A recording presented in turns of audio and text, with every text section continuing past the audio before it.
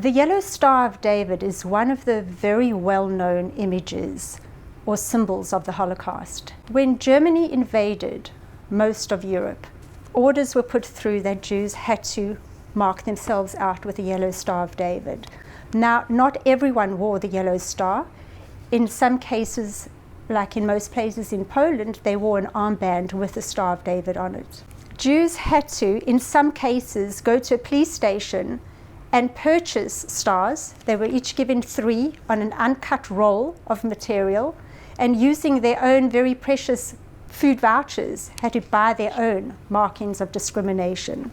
And this is one that we have that's an uncut star. It's got the word Jood for Dutch Jews. And you'll notice our stars, if you're a German Jew, it's got Jood for the word Jew in German.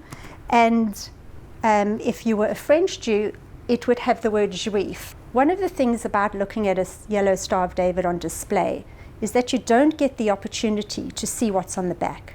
So I'm going to turn this one around and show you what's on the back. So firstly, I don't want you to get confused by this tag, which is actually the museum number. And from the number, I can access all the records that I need to have.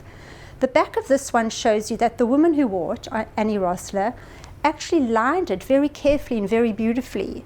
And even though it's a little bit torn now, that is from the wear and tear. She would have taken this and transfer it to the outer garments that she would wear when she was seen out on the street, or even as she described when she was in the ghetto, she had to wear it. With this star, I'm so touched by it because the man who donated to us was the son of a family that saved the life of a little girl, Marianne Katwijk.